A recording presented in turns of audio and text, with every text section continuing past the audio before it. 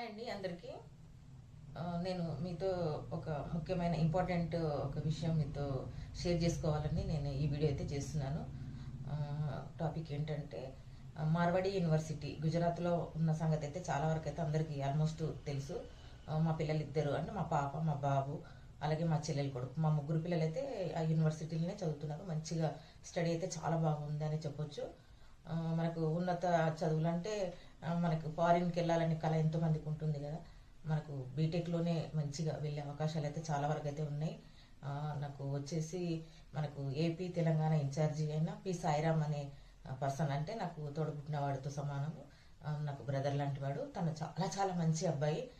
మా పిల్లల్ని అక్కడ అంత దూరంలో యూనివర్సిటీలో చదివిస్తూ నేను ఇక్కడ ఇంట్లో హైదరాబాద్లో ఆరాంగా కొంచెం రిలాక్స్గా ఉన్నానంటే దానికి కారణం సాయిరామ్ అనే చెప్పుకోవచ్చు.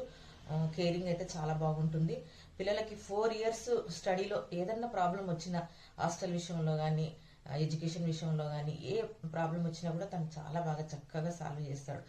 వాళ్ళ ప్రాబ్లం ఏదైనా చిన్నది ఏదన్నా చెప్తే కూడా ఇమీడియట్గా దానికైతే సాల్వ్ చేస్తాడు. నా దాకా మాత్రం రానివాడు. అంత రెస్పాన్సిబిలిటీ పర్సన్ సాయిరాము.